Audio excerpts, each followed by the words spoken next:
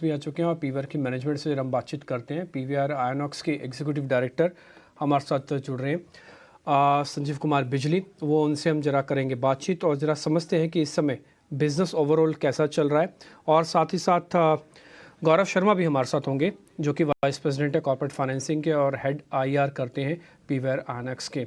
दोनों ही हमारे साथ जुड़ रहे हैं। बहुत बहुत शुक्रिया मिस्टर बिजली आपका आज समय देने के लिए, और गौरव सर आपका भी बहुत बहुत शुक्रिया। थैंक यू वेरी मच, आपने टाइम निकाला ईटीना स्वदेश के लिए।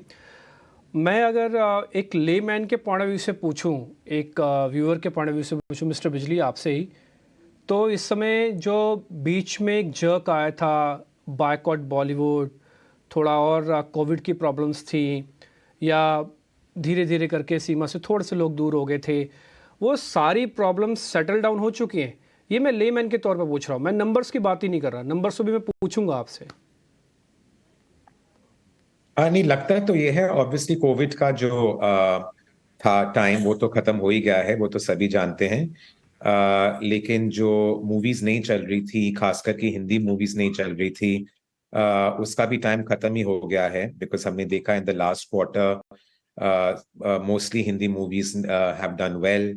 चाहे जवान हो या गदर हो, OMG 2 हो, छोटी मूवीज भी जो आई हैं जो चली हैं, तो इससे तो ऐसा लगता है कि वो वाला टाइम तो खत्म हो गया है। मूवीज का चलना या ना चलना ऊपर नीचे वो तो बिजनेस का सच्चाई है। मगर ये जो अभी जो छोटी मूवीज और बड़ी मूवीज और मीडियम मूवीज जो चली हैं, उससे तो यही लग रहा है कि लोगों का वापस सिनेमा घरों में आना चालू हो गया है फिर से।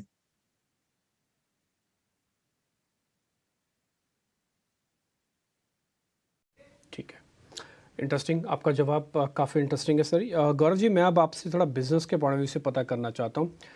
इस समय बिजनेस में जो गाइडेंस है, एक तो मेरे को थोड़ा सा आइडिया उसका दीजिएगा कि आगे आपकी गाइडेंस मार्जिन्स की कितनी है, और इस समय के मार्जिन्स क्या चल रहे हैं, जरा इसके बारे में भी बता दीजिए।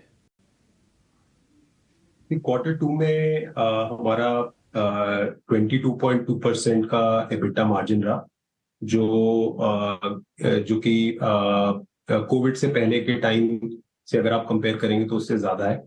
ऑब्वियसली ये Q2 हमारी कंपनी के लिए अभी तक का सबसे अच्छा क्वार्टर रहा है। अगर हम आगे 6 महीने की बात करें, काफी सारी अच्छी मूवीज हैं जो हिंदी, इंग्लिश और तमिल और बाकी भाषाओं में आने वाली है। डिपेंडिंग ऑन वो कैसा परफॉर्म करती है, हमारी एक्सपेक्टेशन ये है कि अगले 3 से 6 महीने में मार्जिन की ट्रेजेक्टरी हमारी मेंटेन रहेगी।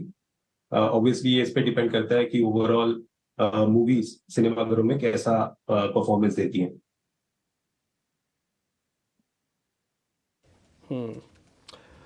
मिस्टर बिजली, क्योंकि आपको ऐसा माना जाता है कि आप मल्टीप्लेक्स के जनक हैं इंडिया में। PVR is a first company जिसने मल्टीप्लेक्स में लोगों को जाना, सिखाना, देखना, मूवीज़ एंजॉय करना, उसके बारे में बताया।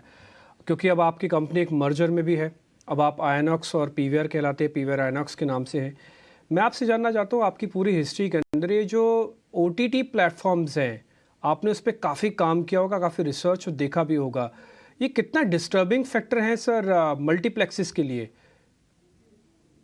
नहीं, मैं तो शुरू से एक ही जवाब देता हूं, क्योंकि मेरे ख्याल से दोनों को एग्जिस्ट करते हैं।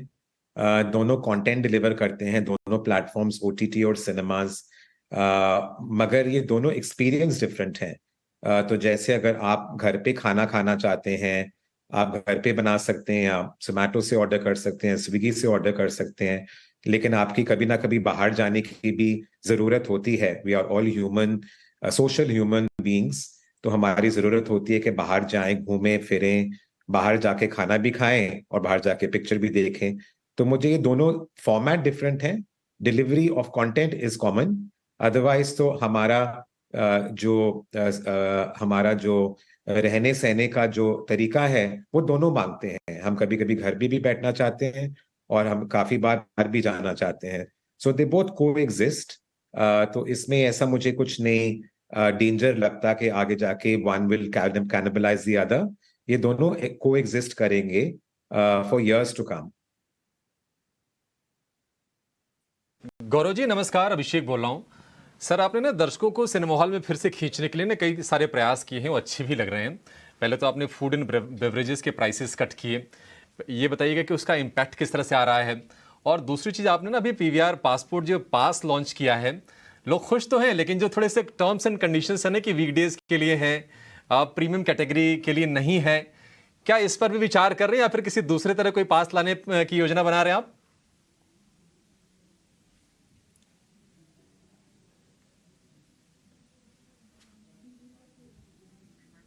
I don't know if you Gaurav heard ji him. सवाल आपसे सर। अच्छा। नहीं, हम ऐसे कई ऑफर लॉन्च करेंगे। पहले तो जो कंज्यूमर को ज्यादा वैल्यू प्रोवाइड करें।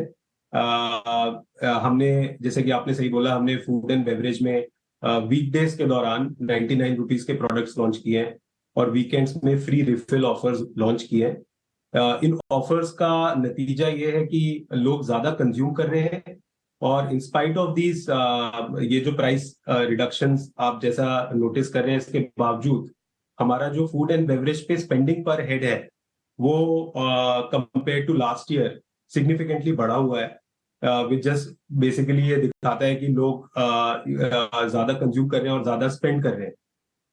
जहां तक कि ये पासपोर्ट प्रोग्राम की बात है, आई थिंक इसका ऑब्जेक्टिव है टू बेसिकली वीकडेज में जब ऑक्यूपेंसी थोड़ी कम होती है तब लोगों को सिनेमा घरों में लाया जाए। ऐसे लोग जो ज्यादा प्राइस कॉन्शियस हैं उनके लिए। हालांकि इसमें कुछ टर्म्स एंड कंडीशंस हैं, बट अभी तक का रिस्पॉन्स, हमने अभी 4 ही दिन हुए इसको लॉन्च किया है। थोड़ा और टाइम देखेंगे कि कैसे लोग इसको रिसीव करते हैं, फिर कुछ किसी नतीजे पे पहुंच सकते हैं इस बारे में। बहुत शुक्रिया सर आज हमसे चर्चा करने के लिए और इंडस्ट्री के बारे में भी थोड़ा सा आउटलुक हमसे शेयर करने के लिए। गौरव जी और बिजली जी, आप दोनों का बहुत शुक्रिया आज हमसे बातचीत करने के लिए।